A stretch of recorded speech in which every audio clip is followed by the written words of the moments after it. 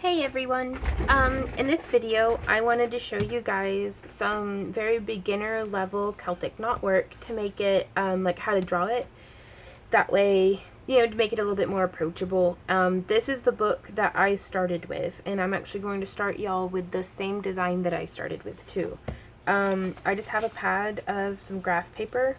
It really helps. You can draw up your own if that's necessary, but I find that it's not really, it's pretty time consuming to draw up your own graph paper, so making sure I'm in frame. Yeah, that should work. If you just want to have like a mechanical pencil, just whatever you like to draw or color with. And then there's a link to where you can purchase this book down in the video description below. And you can see I have paper clips where I've marked off my favorite Celtic knots. And I figure we'll start with one that's super duper simple. It's not going anywhere, it's just completely self-contained. And so what we're going to be doing is we'll kind of come through and I'm going to mark out, I'm going to double up on the dots. So like you can see here, this one's boop, boop, boop, 3 dots down. I mean, it says 2, so it's like 2 cells, but 3 dots. It's, sorry, 1, 2, 3, 4 across. So just like that. And you can kind of fill in, and this is also how I go about enlarging a lot of my knotwork, because I'll do it right here next to it as well, the same knot, just smaller, proportionately. And I'm going to kind of keep this behind it so that you can see the shape that the paper, or that the knot, wants to end up as, because that might help make sense.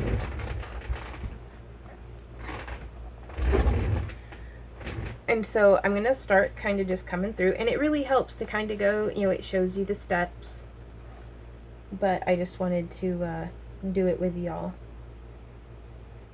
Doing a nice rounded humps here, and I usually bring that center of the hump to the halfway point on the graph paper.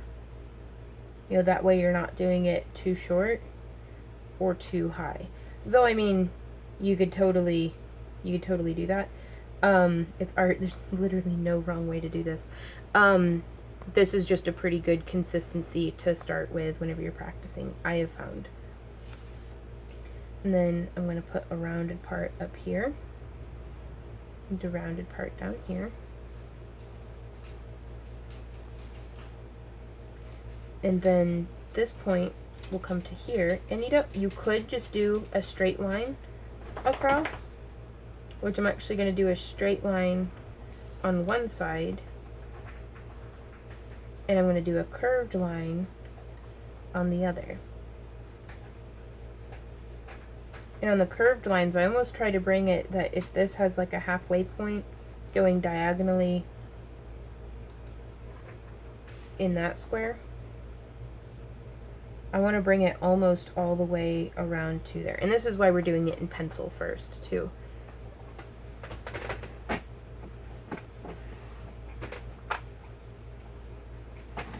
Now I also have a couple of different erasers with me, because the erasers, this pencil's so old, the eraser on it just does that number, which drives me nuts. And then this point will come to there.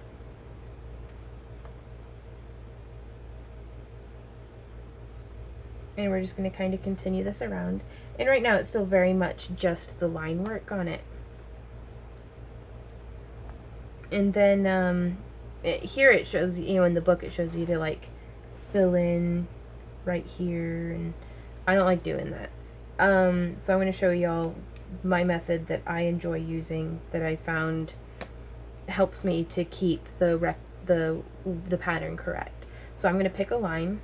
I'm actually going to lighten this up quite a bit, and I like to come through and do that with a kneaded eraser, just kind of very lightly fade it out.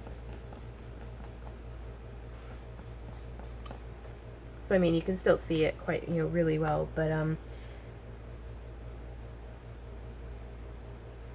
right there, that's going to be where it goes over. So if this one goes over, I'm going to bring it around and try to maintain that same distance of this line, you know, towards this center line. Like if it's lanes of traffic, you want the same width of lane all the way around, or you at least want your lane to be the same width. You know, this one's clearly a bit thicker than that one, but I think that'll be fine. So since it went over here, it's going to go under here. So I'm going to bring this one around.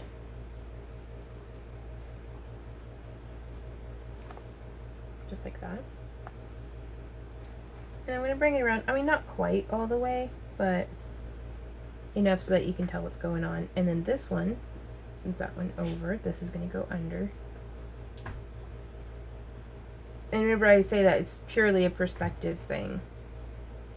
You know, because from coming from this direction, this one went over, so now it's going to go under. But coming from this direction, this one went under, so now it's going to go over. So if that hasn't confused you, then, I mean, 10 points to Gryffindor, I guess. Or whatever Harry Potter house you're in. So you can see this one reminds me quite a bit of like pretzels, and I really like it.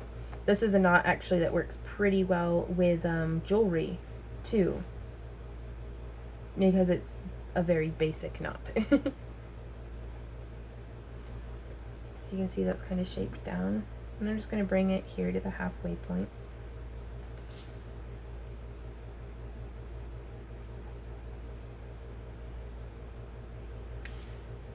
And so this one went over, so now it's going to go under.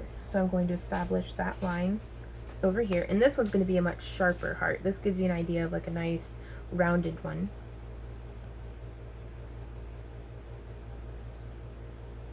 So that one went over, so now this one is going to go under.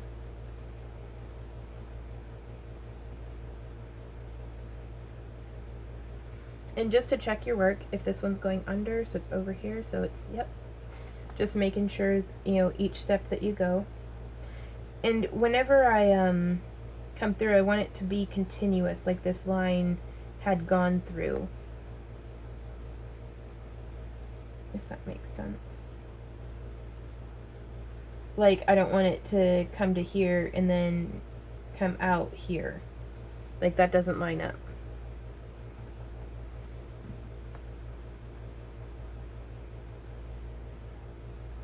You want it to line up just like it had traveled through the ribbon, you know. And sometimes drawing in your lines can work too, but it just gets kind of tedious going through and erasing them.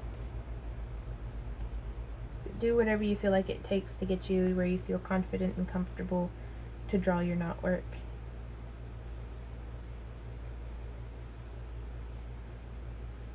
Okay, so there's a sharp and there's a rounded. And now another option that you can do with the rounded that I really like to do is you can have it be kind of a mix between the two. So you can kind of more or less extend the tip over here.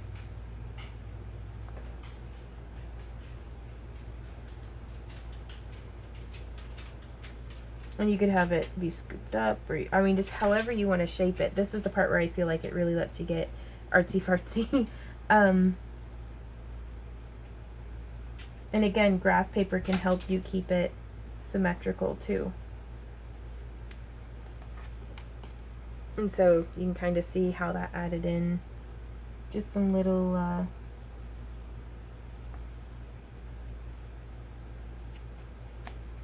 just like little things.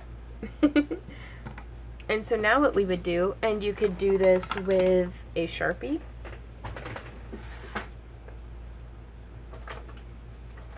But I prefer my Prismacolor and Faber-Castell pens because they have a little bit more variation in nib size.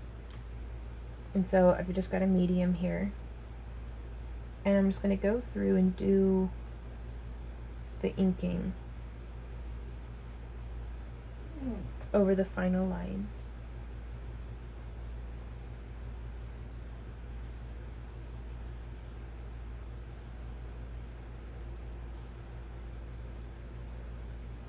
And this is the part that you really want to be careful on. If you feel the need to take a break, go ahead and take a break. There's no sense in forcing yourself through and messing up.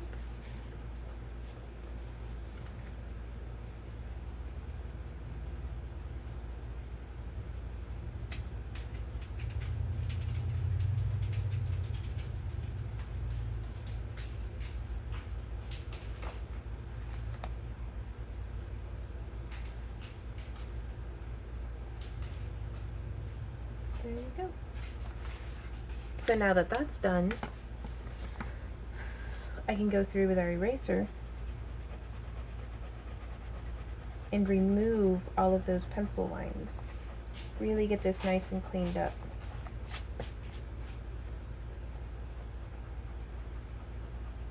And this is how I do the knotwork for my woodwork boxes, for my leather working. A lot of the times I'll take this and put like a piece of carbon paper down and then trace over it, and that's how I'll transfer it like onto the lid of a box or something.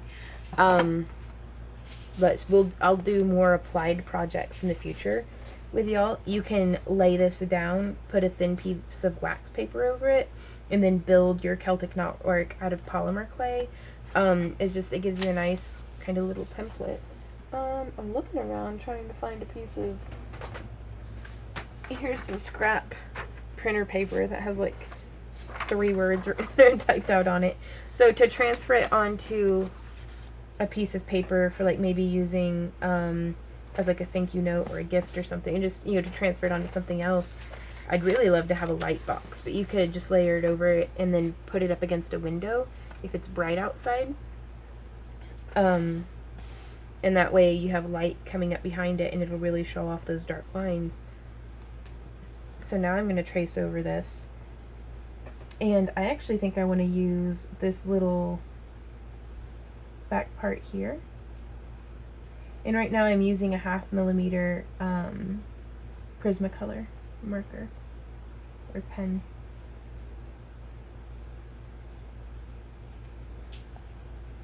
And I'm using just the back half because I actually want to come around and make just a little Celtic goldfish. Blurb, blurb.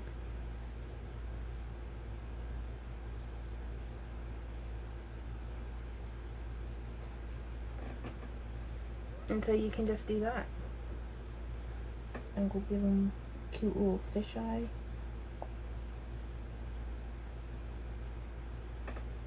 And a cute little fishing mouth. There's not a face.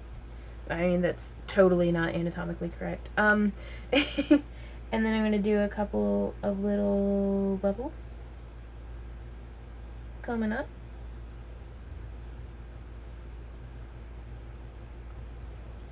You can draw some little scales on them.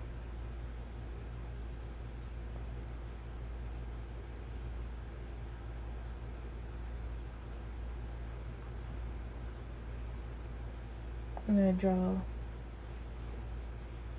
a little fin.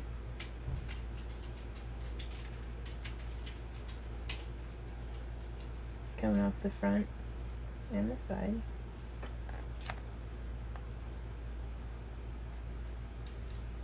Okay, so I forgot what goldfish looked like, but this is basically, I mean, this is a creature of fantasy. It's made out of knotwork. But there you go, Celtic goldfish, you guys. Who'd have thought? And you can go through and do just all different kinds of neat little stuff. And I think this little number is actually going to go to one of my patrons. This will be the thank you note, actually, that I'll write the thank you note on this to them. If you guys are interested in becoming a patron, there'll be a link in the video description that you can follow and go take part in that. I do fairy house giveaways. The more you pledge, you know, like if you pledge $1, that's like getting 1, you know, entry into the giveaway. If you pledge $5, that's like 5 entries into the giveaway. And then if you pledge $10 or more, you're still entered into all of my giveaways across all of my different social media platforms just once.